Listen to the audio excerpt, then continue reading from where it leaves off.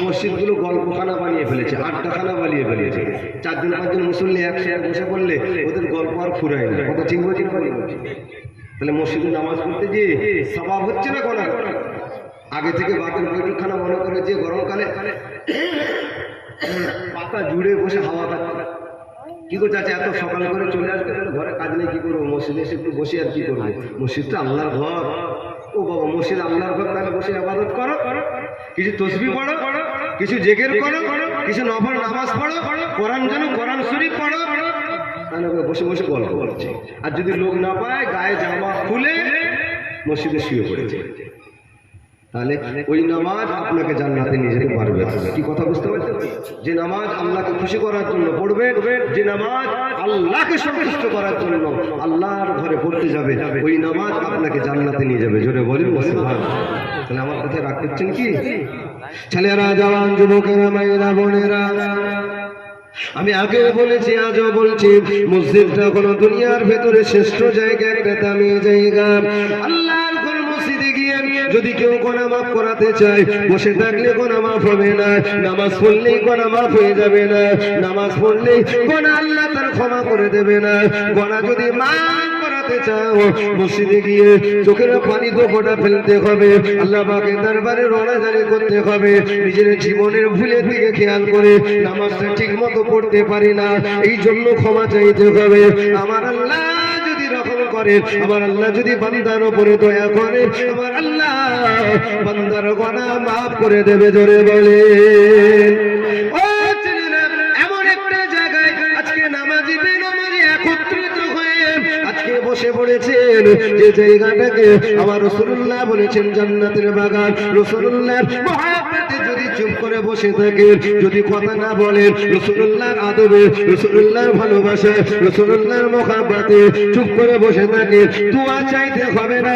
আমার আল্লাহ পাকের ওয়াদা, এই জায়গায় বসে থাকলে আল্লাহ তাআলা আপনা আপনি গুনাহ মাফ করে দেবে। তাহলে আপনা আপনি গুনাহ মাফ হওয়াটা চারটিখানি কথা নয়। রাস্তায় বসে যদি কেউ ওয়াজ শুনে, গুনাহ মাফ হবে? হবে না। রাস্তায় ওয়াজ শুনলে যদি ওয়াজটা আমল করে, হুজুরের ওয়াজ শুনেছে, নামাজ পড়া ফরজ, নামাজ পড়তে হবে, ওয়াজ শুনলো, সে যদি নামাজ পড়ে তবে তার সওয়াব হবে। আর যদি হুজুর ওয়াজ করতে শুনতে, ভালোই ওয়াজ করছে তো যেতে হবে কেন? তাহলে গুনাহ একটাও মাফ হবে না, একটাও গুনাহ মাফ হবে না, নেকিও হবে না, শুনলে নেকিও হবে না। একটা সিস্টেমে যেতে হবে, একটা রুলসের উপরে আপনাকে দাঁড়াতে হবে। সেই জায়গায় হাজির হলে তাহলে জানবেন নেকিও হবে, গুনাহও আল্লাহ মাফ করে দেবে। বলুন সুবহানাল্লাহ। কি আমার কথা কি বুঝতে পারছেন কি বলছি? তাহলে বসেছেন এখানে খুশি না বেশ? তো দেখি নারায়ে তাকবীর। সামনে ভোটগুলো কি আওয়াজগুলো চেপে দিচ্ছেন নাকি?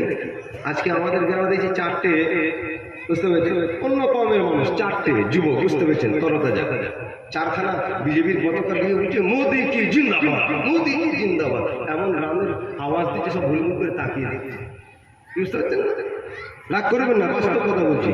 আর আমাদের ইমানদারদের আওয়াজ ইমানি জায়গাতে কমে যাচ্ছে। আমাদের ঘরের যুবকগুলো সব তাকিয়ে বসে আছে, যখন আমাদের দিদির আওয়াজ হবে তখন দেবো, আর ওখানে দাদার আওয়াজ দিয়ে সব ফাটিয়ে ফেলছে, সব আমরাটির মতো চোখ বড় বড় করে দেখছে। এটা যদি অন্য কেউ হতো, তার খড়কুড়িটাও থাকতো না, মনে হয় তার খড়কুড়িটাও থাকতো না।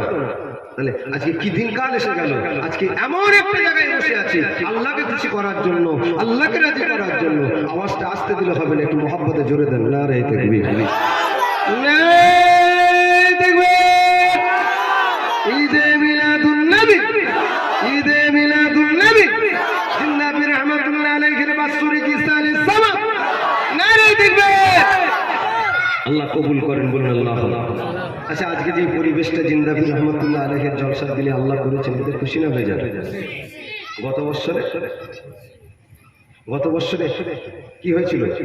পানি হয়েছিল? তার আগের বছর, গত বছরে হয়েছিল। যে বছরে পানি হয়ে প্যান্ডেল উড়ে গেল, কি মন খারাপ। এবছর যদি আল্লাহ পানি দিতে কি করতেন, বলে জলসা আমার বন্ধ হোক, বুঝলেন?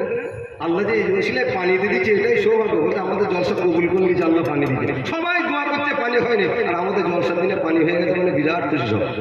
বুঝতে পেরেছেন না? আল্লাহ আজকে পানি হয়ে গেলে মনে হয় খুব খুশি হচ্ছে। এই কথা ঠিক বলছি না ভুল বলছি? আজকে পানি হলে সবাই খুশি হতো, বেশি বেশি করে আবার বলতো জিন্দা পীরের নামে দান কর, হুজুর দোয়া করছে। আমার ভাইরা বাবাজিরা, সিস্টেম আসতে হবে, পরিবেশে আসতে হবে, দেখবেন আল্লাহ ঠিক রহম করম করে দয়া করে আল্লাহ পানি দেবে। পানি দেওয়ার মালিক কে? আল্লাহ। আল্লাহ দুবাইয়ে পানি দিয়েছে, শুনেছেন? দুবাই পৃথিবীর সব থেকে ধনী জায়গা হলো দুবাই। কোটি কোটি লোকের বাস ওখানে, ওখানে গরিব পাবেন না, বুঝতে পেরেছেন? তাদের গাড়িগুলোই কোটি কোটি টাকার গাড়ি, তাদের বাড়ি বাড়ি থেকে তাকালে পরে নজর কুলাবে না।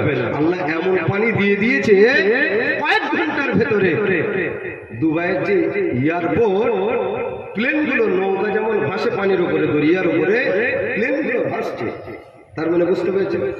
কারণ দুবাইয়ের মতো জায়গায়, যে জায়গা আরব রাষ্ট্রের ভেতরে, ওখানে মোদি বাবা যে মন্দির উদ্বোধন করেছে আর আমাদের আরবের বাদশাটাকে স্বাগতম করে জায়গা দিয়েছে, বেহায়াপনা সব থেকে বেশি দুবাইয়ে শুরু হয়েছে। আল্লাহ থেকে দূরে গেছে, সরে গেছে, নবী থেকে সরে গেছে। এই জন্য আল্লাহর লানত আল্লাহ শুরু করে দিয়েছে। আর এই বাংলার জমিন ভারতবর্ষ যদি ইমানদার, কে কি করছে দেখার দরকার নাই, ইমানদার মুসলমান বলে দাবি করব, অথচ আল্লাহ থেকে রসুল থেকে দূরে সরে যাব, জানবেন আল্লাহর লানত আল্লাহ দিয়ে ধ্বংস করে দেবে। তাই ফিরে আসি সিস্টেমে, যদি আল্লাহর কাছে আমরা ফিরে আসি, আল্লাহ নিশ্চয়ই আমাদের উপরে রহমত করে আল্লাহ পানি দেবে, বলুন ইনশাআল্লাহ। ছেলেরা, জওয়ান, যুবকেরা, মায়েরা, বোনেরা, বেশি লম্বা চওড়া আলোচনা নয়, এ মাহফিল হলো নবীর মাহফিল। কোন নবী ওই শুনেছি একটুখানি, এখনই আখিরে মনে যত শেষ দোয়া হবে। আমার নবী পাকের 9 বছর বয়স, ওয়াজ শোনা আছে, তারপরেও আমি একটুখানি বললাম, আমার নবী পাকের চাচা আবু তালেবের ঘরে আমার নবী লালিত পালিত হচ্ছেন। আমার নবী বাফারা নবী, আমার নবী মাখারা নবী, আমার নবী দাদু খারা নবী, এতিম নবী আমার চাচা আবু তালেবের কাছে লালিত পালিত। 9 বছর বয়স আমার নবী পাক সাল্লাল্লাহু আলাইহি ওয়াসাল্লাম। নবী যুবক না বাচ্চা? এই শরীরটা ঘুরে এদিকে খেয়াল করো না, একটা আমার নবী 9 বছর বয়সে যুবক না বাচ্চা? বাচ্চা নবী, শিশু নবী। মক্কার জমিনে দুর্ভিক্ষ, খরা, পানি হয় নাই। আমার নবী তখন নেতা নয়, আমার নবী তখন নবুয়তের হুকুম আল্লাহ দেননি, রিসালাতের দায়িত্ব দেননি। দুর্ভিক্ষ দেখা দিয়েছে। মক্কা শরীফের নেতা ছিল আবু জেহেল, আবু সুফিয়ান, আবু লাহাব, আবু তালেব, এরা নেতা, বড় বড় নেতা। সব ঘুমাচ্ছে যুবক। চোখ বন্ধ করছে কেন? ঘুমের ওষুধ দিয়েছে নাকি? হ্যাঁ, গরমে তো পাকার ঘর যাতে আছে, একটা ঢুকে এখনো ঘুমোতে পারবে। হ্যাঁ, না না, ঠিক আছে, ঠিক আছে, আমি বলছি, তোমরা কেউ বলবে না। আর কষ্ট নেবে না, যারা ঘুমিয়ে পড়ছে বলছে বলে কষ্ট নেবে না। না দোয়া করবো বলো জিনিস। হ্যাঁ, পেছনে কি বলছে? দোয়া করবো। পাগলের মধ্যে মেনে রেখেছে না এখন। আমার ভাইরা বাবাজিরা, আবার কি দোয়া করতে বলতে দিচ্ছে নাকি? কটেক বিরিয়ানি করেছে, লোক ডাকবো না, ডাকবো না কেন? দোয়া করার সময় লোক ডাকলে আবার চলে আসবে। বেশ মুরগি, তাহলে তোর বলাই চলে যাবে। 2 ডেকজি বিরিয়ানি করেছে, যেগুলো বসে আছে এগুলো কি গুলো নাই, তাহলে আর বেশিক্ষণ আর করবো বলি। আবার প্যাকেট করবে না বসাবে তাকে, তাহলে করে লো, প্যাকেট করে লো, হচ্ছে তো? যাক, মাশাআল্লাহ, আলহামদুলিল্লাহ। তাহলে 9 বছর বয়স, মক্কার জমিনে দুর্ভিক্ষ, পানি হয় না, হাহাকার পড়ে গেছে। এখন মক্কার জনগণ আবু জেহেলের কাছে, বড় নেতা তো আবু সুফিয়ান, বড় নেতা আবু তালেব, বড় নেতা আবু লাহাব, কারা বড় নেতা, নেতাদের কাছে সব ছুটে গেছে। জনগণ যদি কষ্ট পায়, আচ্ছা নেতার কাছে যাবে না? আপনার এখানে যদি পানির লেয়ার দিয়ে চলে যায়, টিউবওয়েলে যদি পানি না ওঠে, সাবমার্সিবল যদি পানি না ওঠে, আমাদের যারা মেম্বার আছে তাদেরকে বলবে না জনগণ কিছু একটা করো, নতুন করে একটা ব্যবস্থা করে, মরে যাবো যে পানি। তামাম মক্কার মানুষেরা আবু জেহেল বড় নেতা, নেতার কাছে ছুটে গেলেন। ও আবু জেহেল, ও আমাদের নেতা, ও আমাদের সরদার, পানির জন্য হাহাকার, বাচ্চারা কষ্ট পায়। মক্কার জমিনে আমাদের সব অবস্থা খুবই খারাপ হয়ে গেছে। আমাদের নেতা, আপনি একটা পানির ব্যবস্থা কিছু করুন। আপনার জন্য আমরা কত কিছু না করেছি, আপনাকে আমরা ভোট দিয়েছি, আপনার জন্য কত মানুষের জান কেড়ে নিয়েছি। আমাদের নেতা, আমাদের সরদার, কিছু একটা করুন, ব্যবস্থা করো। নেতা বলতে লাগলেন, এখানে আমি আর কি করব বলো? আল্লাহ তরফ থেকে অর্থাৎ ওপর থেকে যদি পানি বন্ধ হয়, এখন নেতা বিপদে আছে না? ওপর থেকে বন্ধ, এখন নেতাও বিপদে। নেতা বলছে আমি আর কি করবো, পানি তো আর আমি বন্ধ করিনি। তাহলে যে করার করে দিয়েছে, যে কে করেছে? বলছে আমাদের বাবারা করে দিয়েছে। তারপর কাবা শরীফের ভিতরে বড় বড় বাবা আছে, ওই বাবা বন্ধ করে দিয়েছে। কেন? বলছে বাবাকে দুধ করে খাওয়াতে পারেন ঠিক মতো, রেগে গেছে আমাদের, তাই বাবাকে খুশি করলেই পানি হয়ে যাবে। তাহলে কি করবো? বলছে আমি তো আর আমার জন্য নয়, সবার জন্য চাইবে। বাবা রেগে গেছে, সবাই মিলে বাবাকে খুশি করবো, চলো চলো। এখন মক্কার জমিনে যত ছেলে মেয়ে বাচ্চা সবাই এসে কাবা শরীফের সামনে চলে যাবে। কাবা শরীফের ভিতরে ওরা সব হাবল লাবল উজ্জা মানত এসব বড় বড় সব বাবাদেরকে ঢুকিয়ে রেখে গেল। যখনই বিপদে পড়তো বাবাকে খুশি করার জন্য ল্যাংট হয়ে উলঙ্গ হয়ে কাবার কাছে এসে বাবাকে সব মাথা ঢুকে বলতো, বাবা ডাক্তার ঠান্ডা করো, একটু আমাদের প্রতি দয়া করো। এভাবে তাদের মনের আশা তামান্নাগুলি বলি। আবু জেহেল তার দলবল নিয়ে মক্কার মানুষদেরকে নিয়ে জনগণকে নিয়ে এভাবে কাবার কাছে চলে আসলো।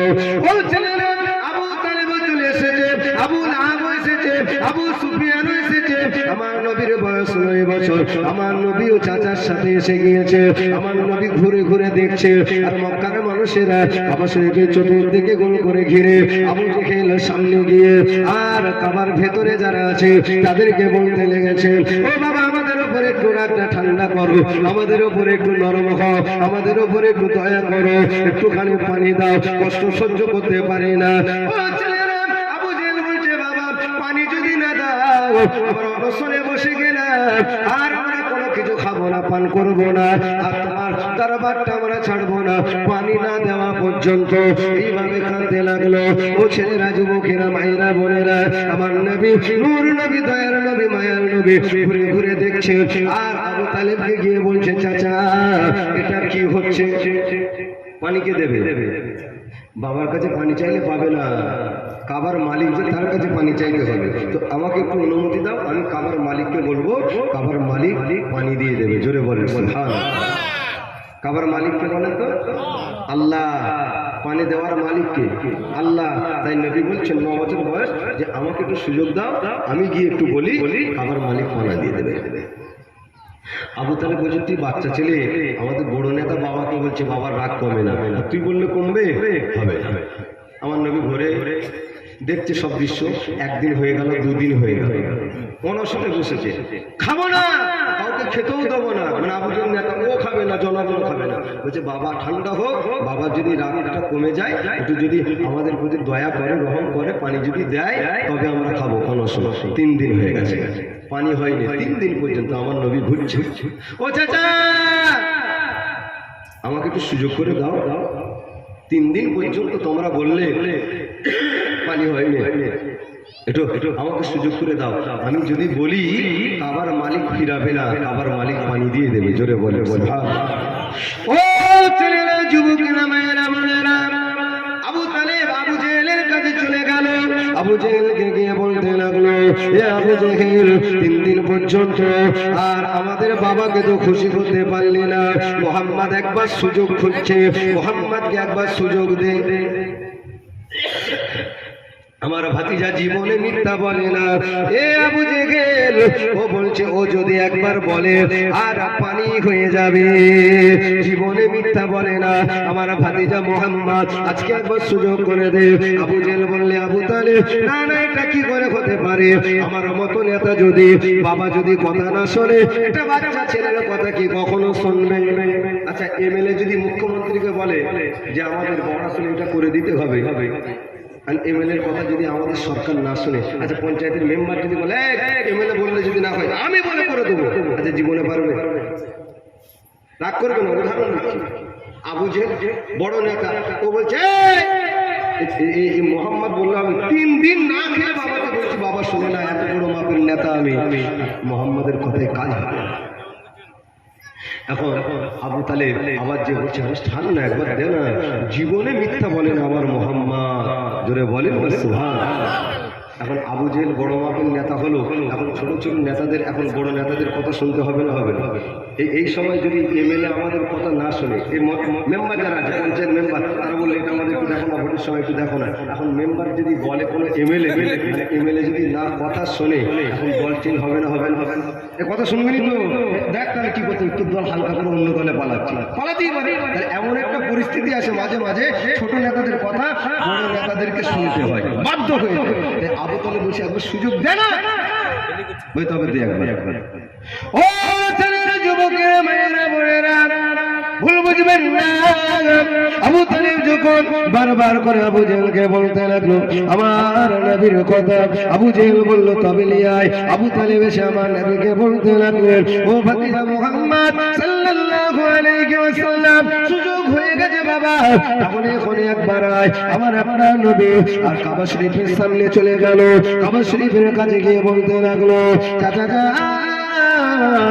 আবু জেহেল 3 দিন পর্যন্ত কাবার সামনে থেকে আর বাবাকে বলেছে তবে আজকে আমি মুহাম্মদ কাবার সামনে থাকবো, আর আবু জেহেল যত বড় মাপের নেতা হোক আমার পেছনে থাকতে হবে।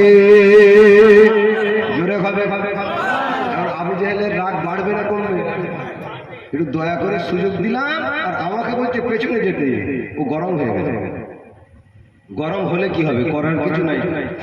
জনগণ বলছে একবার, তাই তো আবু তালেব বলছে এই যা হতে হচ্ছে, সুযোগ যখন করে দিয়েছি তো একবার কথাটা শুনলাম, সামনে দেয় না, 3 দিন তুই সামনে ছিলি, যদি এক মন্ত্রের পিছনে যাস তো অসুবিধা কি আছে? ও যদি বললে পানি হয়ে যায়, এখন পানির দরকার আমাদের, কথা ঠিক কিনা বলে? তাহলে হয়ে যায়, যাবো জীবনে মিথ্যা বলে মরে।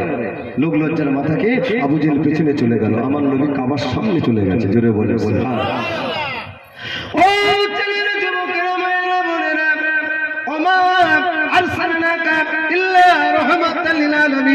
আমার আল্লাহ আমার নবীকে জানিয়ে দিলেন, তামাম মাখলুকাতকে জানিয়ে দিলেন আমার বান্দারা, আমার বান্দিরা, আমি আমার নবী মুহাম্মদ সাল্লাল্লাহু আলাইহি ওয়াসাল্লামকে মুসলমানের নেতা করি না, হিন্দুর নেতা করি না, আসমান জমিন হোক আলাম তামাম দুনিয়ায় আমি আল্লাহ যা কিছু সৃষ্টি করেছি, যা তোরা তোর চোখে দেখতে পাচ্ছিস, যা তোরা চোখে দেখতে পাস না, এক কথায় 18,000 মাখলুকাত আমি আল্লাহ যা কিছু বানিয়েছি সমস্ত মাখলুকাতের জন্য রহমতের নেতা করে নবী করে পাঠিয়েছি। জোরে বলে হিন্দু কষ্ট পেলে নবীর কষ্ট হয়, পশু পাখি কষ্ট পেলে আমার নবীর কষ্ট হয়, কেন আমার নবী সবার নেতা। জোরে বলে তাই কাবা শরীফের গেলাফটা ধরলেন নবী, কাবা শরীফের গেলাফ ধরে বললেন আল্লাহ তুমি আমাকে রহমতের নবী করেছো।